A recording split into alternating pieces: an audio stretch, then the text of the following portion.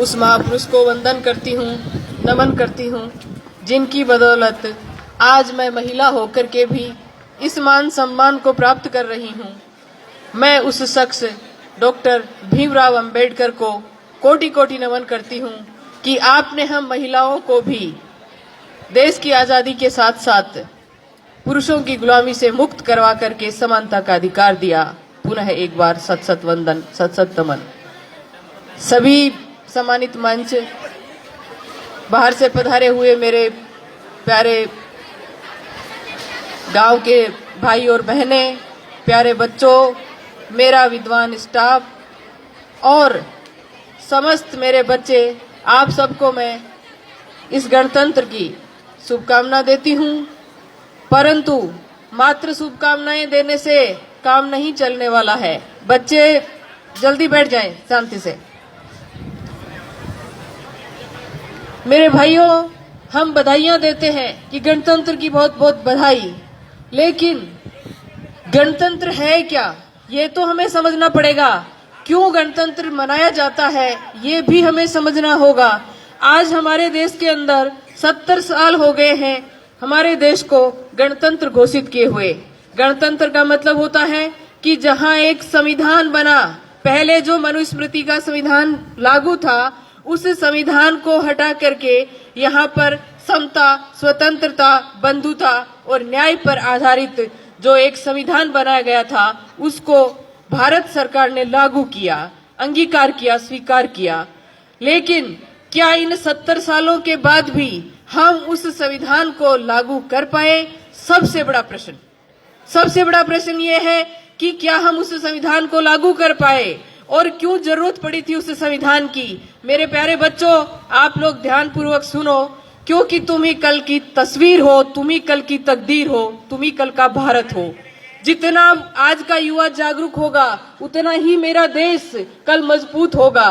तो मैं आपको बताना चाहती हूँ कि आज के दिन ये संविधान मैं लेकर के आई इस प्रति को, क्योंकि कभी भी इस संविधान को किसी लाइब्रेरी में नहीं रखा गया, किसी भी सामान्य बुक स्टॉल पर यह उपलब्ध नहीं होता है। क्यों? क्या है इसके अंदर जिसकी वजह से छुपाया जाता है? कोई तो वजह होगी। इस सृष्टि का नियम है, कोई भी कार्य बिना कारण के कभी भी नहीं होता है। अगर इस भारत के पवित्र महान ग्रंथ को छुपाया जाता है या छुपाया गया है, तो पीछे बहुत बड़ी वजह रही होगी। हम लोग हर साल गणतंत्र मनाते हैं, इकट्ठा हो जाते हैं, बच्चों से परेड करवा लेते हैं, नेताजी वगैरह, प्रिंसिपल वगैरह सब भाषण दे लेते हैं और बच्चे नाच गा करके घर चले जाते हैं। नहीं मेरे बच्चों, ये देश में जानना होगा कि आज का दिन विशेष क्यों है और किस लिए मनाया जाता है। मैं कहती हूँ कि 15 अगस्त से भी कहीं ज्यादा महत्वपूर्ण आज का दिन है, और वो दिन इसलिए है क्योंकि अगर आजादी मिल जाती और वही व्यवस्था बनी हुई रहती तो क्या फर्क पड़ता। हम इस चतुर्वर्णी व्यवस्था में जो श्रेष्ठता के शिखर पर पहुंचे हुए लोग थे, उनके गुलाम हो जाते। पहले अंग्रेजों के गुलाम थे, उसके बाद में हम उनके गुलाम हो जाते। लेकिन इस भारतीय संविधान ने हम सबको समता, स्वतंत्रता, बंधुता और न्याय पर आधारित समाज की स्थापना करने की जो प्रेरणा दी, क्या हर एक जागरूक बंदे से मेरा सवाल है कि वो अपने जमीर से पूछे, क्या हम समता, स्वतंत्रता, बंधुता और न्याय की स्थापना कर पाए? हम नहीं कर पाए। क्या आदिवासियों के लिए अनुसूची 5 और 6 लागू हुई? नहीं हुई। अरे कम से कम मैं तो यही पूछना चाहती हूँ कि इस संविधान के पहले पन्ने पे लिखा है भारत अर्थात इंडिया। हम हमारे देश के नाम को तो नहीं जान पाए, क्या संविधान, क्या खाक लागू करेंगे? हम हमारे देश के नाम को नहीं जानते, हिंदुस्तान हिंदुस्तान करते रहते हैं, जबकि हमारा संविधान हमें कहता है कि इस देश का नाम भारत या इंडिया है। हम किस संविधान की, किस गणतंत्र की बात करते हैं? ये झूठे खोखले वादे हैं, और ये खोखले वादे इसलिए है क्योंकि भारत की जनता पप्पू है।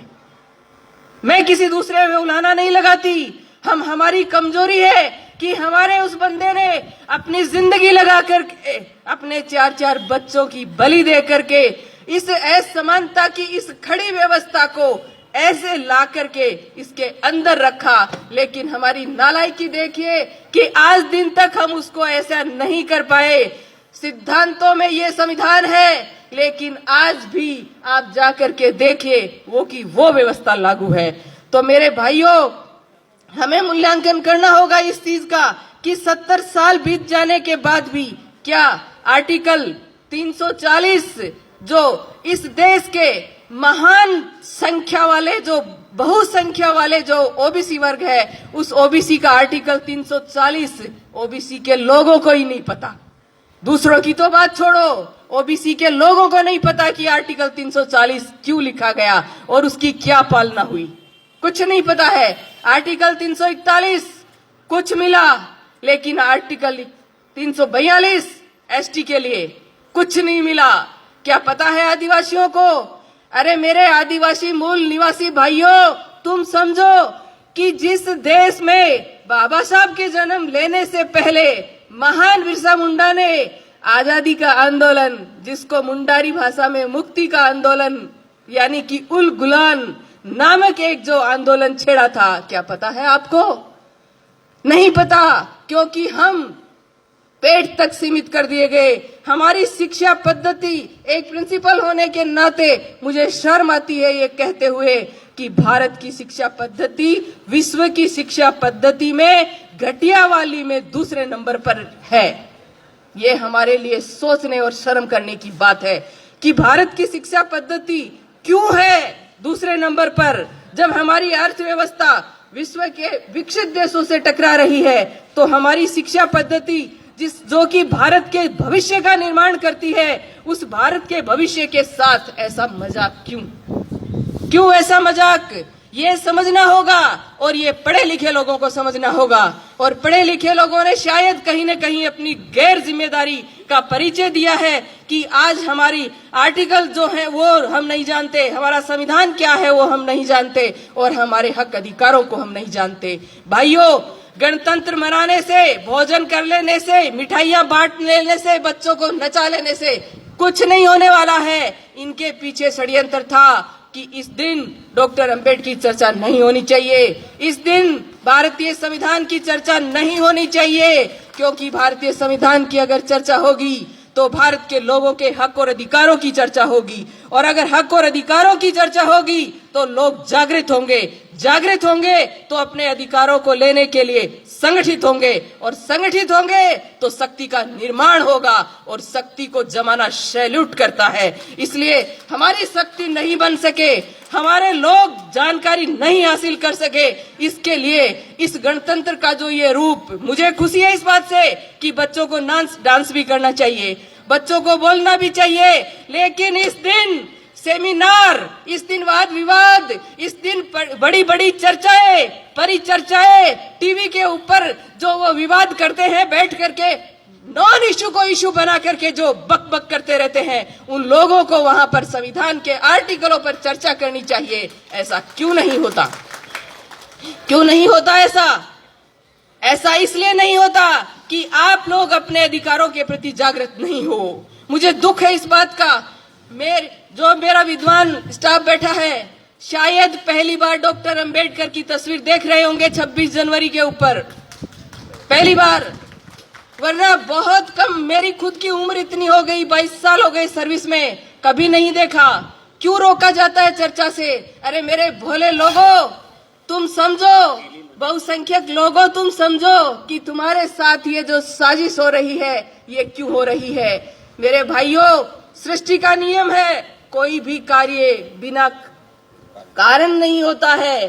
तो ये क्या कारण था कि इस देश का ये जो पवित्र ग्रंथ है, इस देश के सभी ग्रंथ धर्मों का ये पवित्र ग्रंथ है, इस ग्रंथ को हमसे क्यों छुपाया गया? आपको सवाल करना चाहिए। हमारे जनप्रतिनिधि बैठे हैं, उनसे भी मेरा सवाल है कि हर एक ग्रंथों को अपने घरों में रखो। कोई भी व्यक्ति अपनी आस्था को किस रूप से मनाता है, ये भारतीय संविधान हमें उसकी आजादी देता है, लेकिन राष्ट्र के लेवल पर हमारा सिर्फ और सिर्फ एक धर्म ग्रंथ है। ये हमारे सभी सरकारी विभागों में होना चाहिए और प्रत्येक भारत के नागरिक के घर में होना चाहिए। क्या है? बाजारों में नहीं मिलता, कहीं भी मिलता नहीं है। मुझे कोई दुख नहीं हो रहा है ये कहने में कि सत्यनारायण की कथा आपको हर कहीं मिल जाएगी, लेकिन जिस विधान से, जिस वजह से ये देश चलता है, इस संविधान की प्रति आपको भटकने पर भी नहीं मिलती है। क्यों? कुछ तो सोचो। अरे कुछ तो पढ़े लिखे होने का सबूत दो कि क्यों नहीं मिलती। क्या वजह रही है कि हमारे हक और अधिकारों से हमें वंचित रखा गया है? हमें जानना होगा, हमें समझना होगा कि कहीं ये देश आज भी एक प्रकार की गुलामी में तो नहीं है। फिर आपको सोचना होगा कि अगर आज भी ऐसी गुलामी है या आज भी ऐसे षड्यंत्र है, तो कौन लोग हैं जो हमारे साथ षड्यंत्र कर रहे हैं? कौन लोग हैं जो हमारे हक अधिकारों से हमें वंचित कर रहे हैं? सत्य के लिए लड़ना पड़ता है मेरे भाइयों। सत्य मुफ्त में नहीं मिलता। इतिहास उठा करके देखिए कि ये जो हक अधिकार हमें मिले हैं, इन हक अधिकारों के लिए भगत सिंह, राजगुरु और उधम सिंह जैसे शहीदों ने अपना बलिदान दिया है। और मैं नमन करती हूँ उन महापुरुषों को, उन शहीदों को कि जिनका नाम भी नहीं है, क्योंकि वो नींव की ईंट है। वो इस देश की आजादी की जो नींव खोदी गई थी उसमें दफन है। लेकिन हम उनको सैल्यूट करते हैं क्योंकि उनके अंदर एक भावना थी अपने देश के प्रति। उस भावना को उन लोगों ने अपने नाम के लिए नहीं। आज हमारे देश का सबसे बड़ा दुर्भाग्य है कि कोई भी व्यक्ति नहीं शर्म आ रही है ये कहते हुए कि भारतीय है ही नहीं। ढूंढने जाओ आपको जातियां मिलेंगी। जातियों से अगर ऊपर निकलोगे तो आपको धर्म मिलेंगे, और धर्म से ऊपर आप अगर निकल गए तो आपको कांग्रेस, बीजेपी और पार्टियों के लोग मिलेंगे। इस देश का कितना बड़ा दुर्भाग्य है कि ढूंढने जाओ तो साला एक भारतीय नहीं मिलता। बात करते हैं राष्ट्रभक्ति की, बात करते हैं ऊंची ऊंची कि हम राष्ट्र वो प्रेमी है, देशभक्त है। अरे तुम लोगों ने देश का नाम नहीं लेते, भारत का संविधान लोगों को नहीं पढ़ाते, तो कौन से राष्ट्र का निर्माण कर रहे हो? धर्म के अंदर असमानता है, समझना होगा। प्यारे बच्चों, तुम लोगों को समझना होगा, मनुष्य है उसके लिए धर्म बनाया गया है, न कि धर्म के लिए मनुष्य। आज हमारे देश के अंदर इस तरह की व्यवस्था कर दी गई है कि व्यक्ति है उसके लिए जो है महत्वपूर्ण, जो है धर्म से ज्यादा महत्वपूर्ण, संविधान से ज्यादा महत्वपूर्ण उस व्यक्ति के लिए धर्म हो गया है। हमें धर्म को अपने घरों तक सीमित रख करके देश के लिए सोचना होगा। हमें हमारे भारत को, जो पहले सम्राट अशोक के समय में जो विश्व गुरु था, वैसा का वैसा विश्व गुरु हमें हमारे देश को बनाने के लिए प्रत्येक नागरिक को भारत का संविधान पढ़ना पड़ेगा। संविधान पढ़ोगे तो आपको पता लगेगा कि हमारे हक और अधिकार क्या हैं। जब प्रत्येक व्यक्ति को हक और अधिकार मिलेगा तो भारत आज जिस चीन, जिस पाकिस्तान, जिस बांग्लादेश की बात करता है, आपको सुनकर ताज्जुब होगा कि वह हमारा भारत भूखमरी के अंदर उन देशों से पिछड़ा हुआ है। सम्मानित मंच से भी प्रश्न रहेगा, सामने मेरा बुद्धिजीवी स्टाफ बैठा है उससे भी प्रश्न रहेगा कि घर में अगर पैसा आता है और घर के लोग भूखे हैं तो घर का मुखिया चोर है कि नहीं? अगर हमारी अर्थव्यवस्था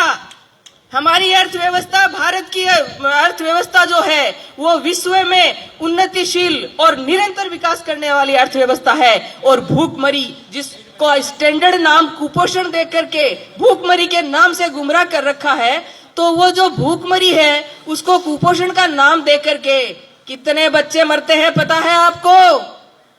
एक साल में 15 लाख बच्चे भारत में कुपोषण से मरते हैं, 0 से 5 साल के। अगर आप उसका वैल्यूएशन महीने में करो तो 1.25 लाख बच्चे एक महीने में कुपोषण से मरते हैं, 0 से 5 साल के। और अगर आप इनकी तुलना ऐसे करते जाओगे तो आपको ताज्जुब होगा, और ताज्जुब तो आपको उस समय और ज्यादा होगा जब उनकी जातियों का आपको पता लगेगा कि कौन लोग हैं जो मारे जाते हैं, कौन लोग हैं वो बच्चे जो कुपोषण यानी कि भूखमरी से मारे जाते हैं।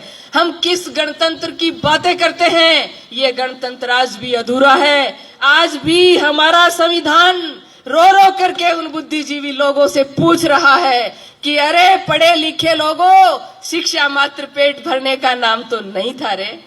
पेट भरने का नाम तो नहीं था। शिक्षा का मतलब था कि तुम लोग समझते कि सच्चाई क्या है, हमारे हक अधिकार क्या है, और उस भोले बिना पढ़े लिखे समाज को जाते उनको समझाते कि देखो हमारे हक और अधिकार ये हैं, तो वो लोग तुम्हारे साथ संगठित होकर के खड़ा होते, तुम्हारी ताकत बनती। और पुन्ना पैक्ट जैसे जो एक घटिया जो भारत के अंदर समझौता हुआ था, उस समझौते के अंदर मेरे बहुजन समाज के जो नेता हैं वो उनके यहाँ पार्टियों की टिकट की भीख मांगते नहीं फिरते, क्योंकि जो काम नहीं करता है उसको गुलामी तो करनी पड़ती है। कहीं न कहीं हमारे अंतर मन को हमें टटोलना होगा मेरे भाइयों। अगर आप मोहब्बत करते हो इस वतन से, अगर आप मोहब्बत करते हो अपने बच्चों से, आप मोहब्बत करते हो अपने बच्चों के आने वाले भविष्य से, तो आपको इस गणतंत्र को सार्थक बनाना होगा। इस धर्म ग्रंथ को आपको पढ़ना होगा। ये भारत का धर्म ग्रंथ असली धर्म ग्रंथ है। इसको पढ़िए, इसको जानिए, इसको समझिए कि पहले की व्यवस्था क्या थी और संविधान ने हमें क्या हक और अधिकार दिए। साथियों, जब हक अधिकार के बारे में पता ही नहीं होगा तो उसको प्राप्त करने का तो प्रश्न ही नहीं खड़ा होता। जब पता ही नहीं कि कौन सी चीज मेरी है और कौन सी नहीं है, तो उसको प्राप्त करने का प्रश्न ही नहीं उठता। तो आपसे सभी से मेरी गुजारिश है कि पढ़े लिखे लोगों, शिक्षा को मात्र पेट भरने का माध्यम मत बनाओ, क्योंकि शिक्षा जो है, संस्कृत में भी एक सूक्ति है, विद्या सा विमुच्यते, यानी ज्ञान जो होता है ना, वह हमें मुक्त करता है। किससे? सोचने और समझने की सामर्थ्य देता है। पढ़ा लिखा भी उसी पाखंड के रास्ते पे जाता है और एक अनपढ़ भी उसी रास्ते पे जाता है। मैं कहती हूँ उस पढ़े लिखे से कहीं ज्यादा श्रेष्ठ वो अनपढ़ है कि उसको पता नहीं इसलिए वो उस रास्ते पे जा रहा है, लेकिन पढ़ा लिखा तो उन किताबों को शर्मिंदा करके भी उसी रास्ते पे जा रहा है। तो समझने वाली बात है कि शिक्षा आपको सोचने की, समझने की सामर्थ्य देता है, गलत और सही में फर्क करता है। गलत और सही में फर्क करने के बाद में आपको इतनी हिम्मत देता है कि जो सत्य का जो मार्ग है, जो सही मार्ग है, उस मार्ग पे आपको चलने की वो ताकत देता है, बशर्ते आप अकेले ही क्यों न चले। ये नहीं है कि जहां भीड़ जाती है उधर ही आपको जाना है, क्योंकि ये जरूरी नहीं कि जिधर भीड़ जा रही है वो मार्ग सत्य है। सत्य का मार्ग तो खुद मर करके, खुद बीट करके खोजना पड़ता है, और हम हो लेते हैं किसी के पीछे और कहते हैं यही सत्य का मार्ग है। साथियों, बहुत ज्यादा समय मैं आपका नहीं लूंगी। मेरे दर्द की, मेरी जो पीड़ा है इस बहुजन समाज की, उस पीड़ा को मैंने व्यक्त किया है कि हे मेरे बहुजन समाज के लोगों, तुम लोग समझो कि तुम्हारे हक और अधिकार आज भी नहीं है। इस देश का बहुत बड़ा तबका 52% ओबीसी, मैं कहती हूँ इस देश का भाग्य है, लेकिन निर्भीक नींद में सोया पड़ा है। अरे कुंभकर्ण भी 6-7 महीने सोता था, तुम तो जागो रे, कम से कम सालों हो गए, 70 साल तो देश को आजाद हुए हो गए। कभी पढ़ा आर्टिकल? ओबीसी का पहला आईएएस मंडल कमीशन के लागू होने के 44 साल बाद आजादी के पहला आईएएस प्राप्त हुआ था। ओबीसी के लोगों को पता ही नहीं है। मैं बांट नहीं रही, मेरा कोई स्पीच सुनेगा वो कह सकता है कि ये ऐसा कोई स्पीच होता है 15 अगस्त पे, 26 जनवरी पे, क्योंकि ऐसा मेरे को एक बार पहले भी कहा हुआ है कि 26 जनवरी को डॉक्टर अंबेडकर का नाम लेने का प्रश्न ही नहीं उठता। मेरी समझ में नहीं आया कि जो आदमी संविधान बनाने वाला मुख्य व्यक्ति था, कमेटी में और लोग होंगे, लेकिन जो वर्क सबसे ज्यादा जो किया वो डॉक्टर अंबेडकर ने किया, तो उन लोगों, उस व्यक्ति का नाम लेने से गर्व होना चाहिए। क्या कहीं वो आज भी किसी जातिवाद के कारण ही तो वंचित नहीं है? वरना जिसको अमेरिका जैसी कोलंबिया जो यूनिवर्सिटी है, उस यूनिवर्सिटी ने उसको सिंबल ऑफ नॉलेज, और बराक ओबामा ने कहा कि ये तो भारत का दुर्भाग्य है, ये डॉक्टर अंबेडकर का दुर्भाग्य है कि वो भारत में पैदा हुए। अगर वो अमेरिका में पैदा होते तो हम उसको सूर्य कहते हैं, उसको हम सूर्य कहते। तो उस सूर्य को जो दबाया जाता है या दबाया गया है, उसकी कोई तो वजह होगी, क्योंकि उन्होंने आप सबको अपने बच्चे माना, 4-4 बच्चों की बलि दी है। हिंदू कोड बिल, मैडम से रिक्वेस्ट करूंगी जरूर कि हिंदू कोड बिल पढ़े, जिसके लिए और 52% ओबीसी के लिए उन्होंने कानून मंत्री के पद से इस्तीफा दिया। आज हमारे समाज के लोग मंत्री पद के लिए समाज को बत्ती लगा देते हैं, और वो बंदा ऐसा था कि जिसने उन लोगों के अधिकारों के लिए अपने पद को लात मार दी कि जब मैंने इतनी मेहनत करके हिंदू कोड बिल बनाया और कालेलकर समिति को लागू कराने के लिए ओबीसी के लिए लड़ाई लड़ी, और अगर तुम इन दोनों को नहीं मान रहे तो कोई बात नहीं, ये संभालो तुम्हारा पद। क्या हमारे नेताओं से भी मेरा सवाल है कि क्या है तुम्हारे अंदर इतना दम कि तुम समाज के लिए ऐसा कर सकते हो? मेरे समाज के नेताओं, मेरा निवेदन है आपसे, मत भूलो, क्योंकि इसी समाज के अंदर तुम्हारी भी संतान है। अगर समाज होगा तो तुम्हारी संतानें महफूज है। अगर व्यक्तिगत उन्नति आपने कितनी भी कर ली, समाज के बिना शून्य हो जाएगी। आज शून्य हो रही है। इसलिए मेरे देश के सभी लोगों, जो भी मेरी आवाज अब या बाद में सुनेगा, उन सभी से मेरा अनुरोध है कि आप अपने हक और अधिकारों के प्रति जागरूक बनो, संगठित बनो। हम किसी के अधिकार छीनने वाले लोग नहीं हैं। हम तो डॉक्टर अंबेडकर के अनुयायी हैं, जिन्होंने मनुस्मृति लिखने वाले असमानता की जो व्यवस्था थी, उनकी संतानों को भी बराबर हक दिया। उसने कोई घालमेल नहीं किया। उन्होंने सारी महिलाएं, जो हिंदू धर्म ग्रंथों में भी अछूत मानी जाती थी, रामायण जैसा ग्रंथ जिनको महिलाएं ढोती हैं, उसका वर्ड है ढोल गवार शूद्र पशु नारी, ये सब ताड़न के अधिकारी। उससे डॉक्टर अंबेडकर ने मुक्ति दिलाई थी कि नारी भी समानता की अधिकारी है। लेकिन अफसोस मुझे कि एक भी भारतीय नारी ने उसको थैंक्स नहीं बोला, बिल्कुल नहीं बोला। एक बार संविधान दिवस का दिन था तो बोले कि पिछली बार की बात है तो कि पुष्प अर्पित कर दो, तो मुझे बहुत दुख हुआ कि सिर्फ मैं एक महिला थी, पुष्प अर्पित किए, बाकी ने कहा ठीक है आपने कर दिए। मैंने कहा मैटरनिटी लीव लेने वाली, नौकरियां लेने वाली, सारे हक अधिकार लेने वाली, मनुस्मृति ने कहा कूटे छेते मारे कुछ भी करे, लेकिन तेरा पतिदेव, ऐसे पतिदेव से मुक्ति पाने वाली महिलाएं कहती हैं कि डॉक्टर अंबेडकर ने हमें क्या दिया। अरे तुम पढ़ो तो जानो ना कि उन्होंने तुम्हें क्या दिया। उन्होंने जीने का अधिकार दिया। औरत के पास संपत्ति रखने का अधिकार नहीं था। डॉक्टर अंबेडकर ने स्त्री को अधिकार दिए कि तेरे पति की संपत्ति में भी तेरा अधिकार होगा और पति की संपत्ति, पिता की संपत्ति में भी अधिकार होगा। और क्या लोगे आप? जिस महिला को आज भी आप इसका प्रमाण दे सकते हो, क्योंकि मैं जिस संगठन का कर्मचारी हूं, उस संगठन के अंदर बिना सबूत, बिना तथ्य कोई बात नहीं होती। आज भी मेरे हाथ में संविधान है, मेरे को कोई चैलेंज नहीं कर सकता। और आर्टिकल आप सबको भी कोई नहीं कर सकता। आर्टिकल 19 आपको अभिव्यक्ति की आजादी देता है। आप नौकर हो सरकार के, आप मानसिक गुलाम नहीं हो। आप पढ़े लिखे लोगों, समझ लो इस बात को कि तुम अपनी अभिव्यक्ति अपने समाज में जाकर के संगठित करने की, जानकारी देने की, ये सारे अधिकार रखते हो। आप गुलाम नहीं हो। नौकर लोग डरते हैं, सरकारी कर्मचारी डरते हैं कि हम ऐसे कैसे बोल सकते हैं। मैं बोल रही हूं आपके सामने संविधान की प्रति को सबूत के तौर पे रख करके। कोई बताए मुझे कि एक वर्ड मैंने गलत बोला है क्या? किस बात का डर है तुम्हें? ये महान ग्रंथ जब तुम्हारी रक्षा में खड़ा है तो किस बात का डर है तुम्हें? समझो, जिस समाज को हर जगह जाति प्रमाण पत्र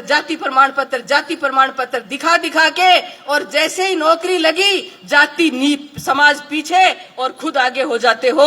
अरे उस समाज का हक खाने वालों, अपने समाज के प्रति थोड़ा तो हक अधिकार अदा करो। क्यों कर्ज लिए जा रहे हो उन सब का? मैं बहुत कुछ बोल गई हूं, मेरी बातों से बहुत जगह भूचाल भी आ सकता है, लेकिन हम भूचालों से डरने वाले नहीं हैं। हम बिरसा मुंडा को मानने वाले लोग हैं, हम उल गुलान के लोग हैं, हम भारत के वो लोग हैं जो इस मिट्टी में सड़क वो बनाते हैं, स्कूलें वो बनाते हैं, खेती वो करते हैं। अरे कौन सा ऐसा निर्माण का काम है जो हम नहीं करते हैं? मुझे भारत का मूल निवासी होने का बहुत गर्व है। आप भी कीजिए और मेरी बातों पर अमल कीजिए। कि क्या कहा है मैंने, क्यों कहा है मैंने। ये नहीं है कि आपको ये बातें बोलने की मुझे कीमत नहीं चुकानी पड़ती है, बहुत कीमत चुकाई है मैंने, और उधर के कोने से इधर के कोने पर भी उस कीमत के अधीन ही हूं।